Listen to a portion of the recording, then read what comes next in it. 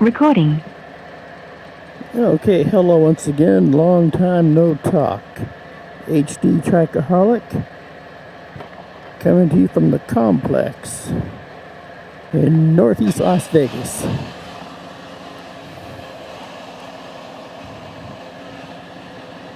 Now, a few months ago, we took a hog chapter ride. There's probably about 10 or 11 of us to southern Utah. Went from Las Vegas to Pine Valley, Utah. About 150 miles each way, maybe 170. Should have had like 300 miles round trip. Well, it turned out to be like 350 miles. Now, cutting to the chase, on the way up there. All right, now, let's talk about following, okay? Now, when you're in a formation, okay, you are 2 seconds behind the bike, the two-wheel motorcycle directly in front of you, and you're 1 second behind the person at your 1 o'clock. All right? Now, however, on a tri-glide, there is no 1 o'clock. Well, there is a 1 o'clock, but you're right down the middle of the lane. And so you should be 2 seconds behind the bicycle closest to you. And the motorcycle closest to you would be at your 1 o'clock. Now,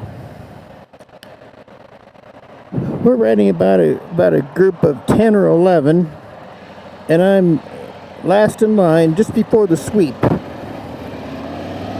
And we're going like 75, 80 miles per hour. I noticed they're pulling away. I thought to myself, okay, that's okay. It's okay with me because I'm keeping my 2 seconds distance behind the motorcycle closest to me. And that would have been the one at 1 o'clock. Now, when they went to single file, I had to drop back even more because I'm still want to be 2 seconds behind the bike in front of me. Well, somebody must have said, remember that girl in 3rd grade that always says, hey, teacher, he's doing it wrong. Okay, so when we got to a gas stop, guy came up, road captain, I don't know what the hell he was, came up to me and says, well, I know this is your first time riding with us, but could you keep a little closer? We'd like to keep the group tight. So I told him, hey, I'm keeping 2 seconds away. I know, but a car got into our group. Just said, okay, whatever. And thought to myself, so be it. Okay, car gets in your group. Now, you do not want a tight group. They're expecting 1 second behind. You do not want a tight group when you've got signs on there like livestock and roadway or watch out for deer crossing or whatever have you. Because yeah, you could argue that, well, the person in front of you, if they have to slam on their brakes, they've got stopping distance too. So it's not like you're going to run right into them. So yeah, they've got stopping distance, sure. Unless they hit an immovable object, like a car hits them or something, you're not going to have a whole lot of skid room.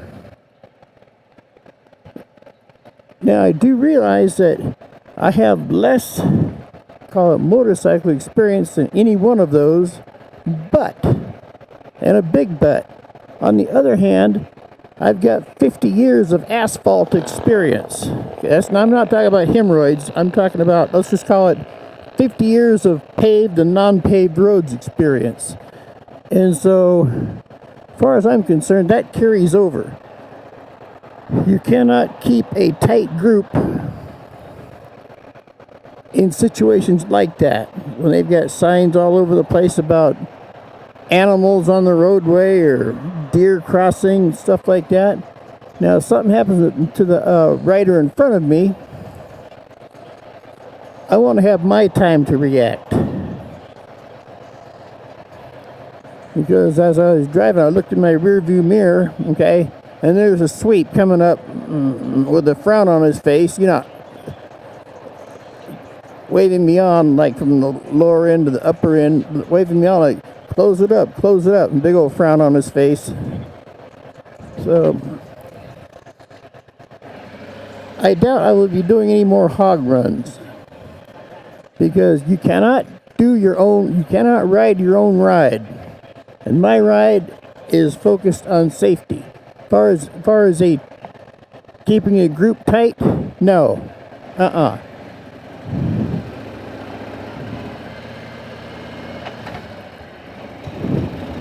Safety first. I'm not going to go ahead and move from 1 second position, or from a 2 second position. I'm not going to go ahead and speed up to a 1 second spacing. No. Figure like, so what if somebody cut in between us? So what? We all know where the destination is. But it seems like sometimes, what I've noticed, sometimes people think that patches equals rank. And well, it should be there's no rank in a group ride.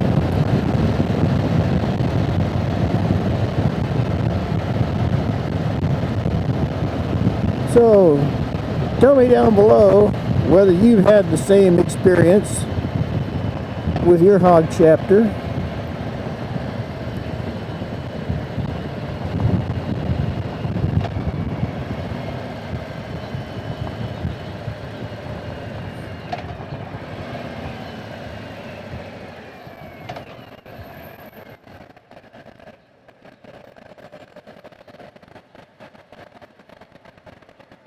Then earlier today I was going down Nellis Boulevard and I'm in the middle lane and I wanted to get into the right lane as I'm facing it. So I put my blinker on to change lanes, and this idiot coming out of a supermarket parking lot, okay, thinks I'm turning in to that exit she's coming out of. And then she pulls out right in front of me. It's like, I saw it coming. So I swerved back over to my left, and she saw I was coming into the left lane, and I swerved over more, and then around her to get in. It was like so fast I didn't have time to honk, trying to find the horn with this thumb. Not the best thing. Now I understand why a lot of people rev bomb. But see, she didn't even know that she'd cut me off, I believe.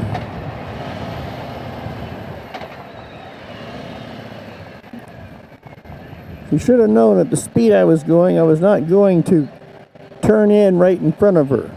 I was not going to turn into the exit or entrance she was exiting out of.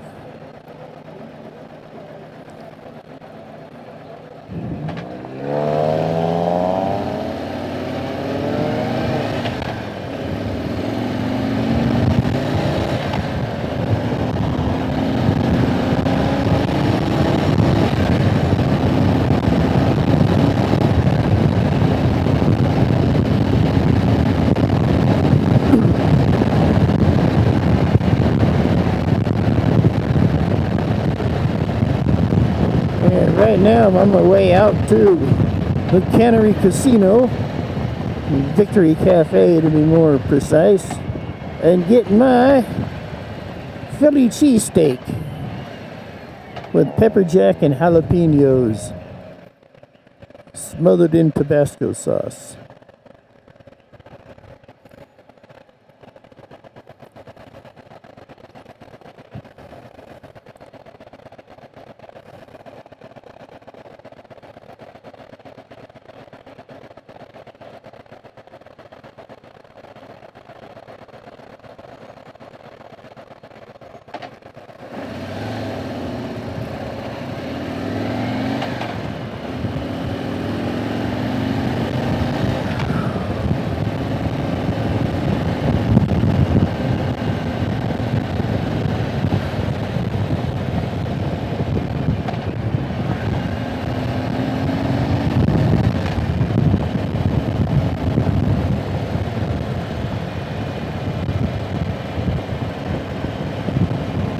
see I-15 below us.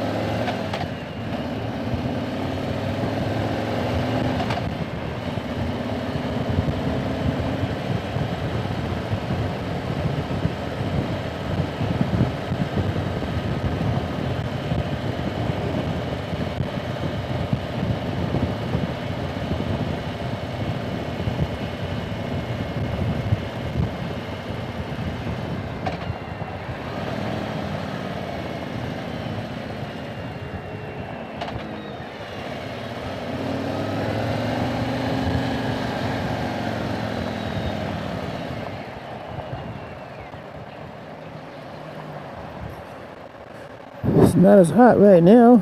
It's probably even under 100.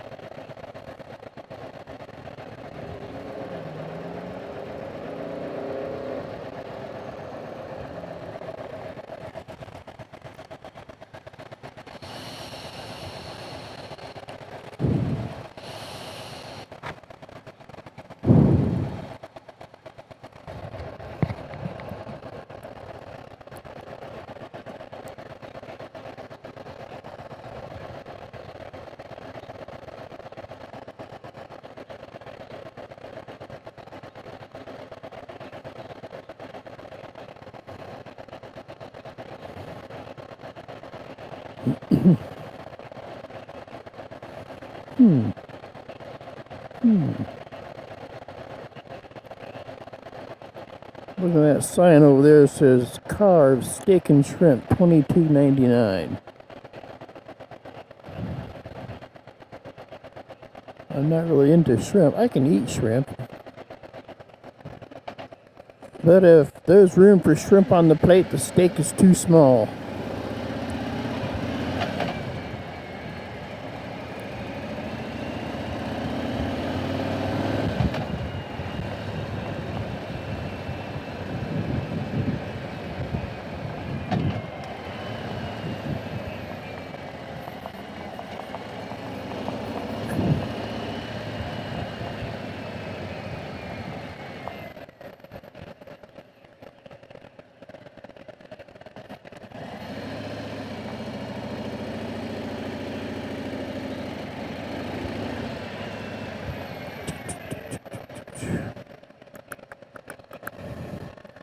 Nice bike.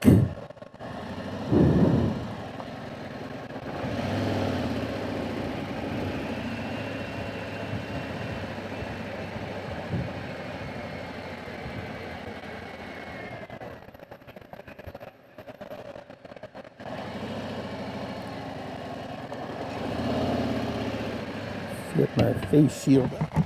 There we go.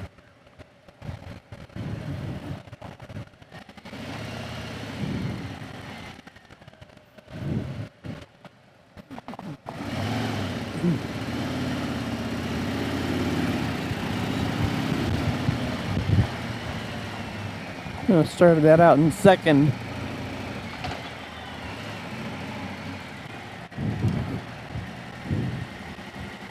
Got the handicap sticker, not a sticker, but handicap mirror hanger, I believe, in the trunk. So, see if I can't find a handicap spot. Because if it wasn't for them, I'd never find a place to park. There's a nice looking Alfa Romeo right there. Have you seen the emblem for Alfa Romeo? Alfa Romeo? Well, it's a snake eating a baby. Look at it. Look up Alfa Romeo.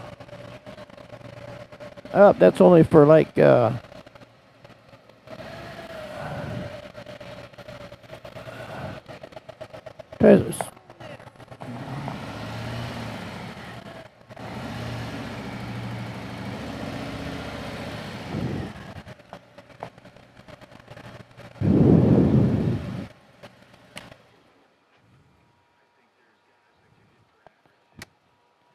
okay, I will be back not too long.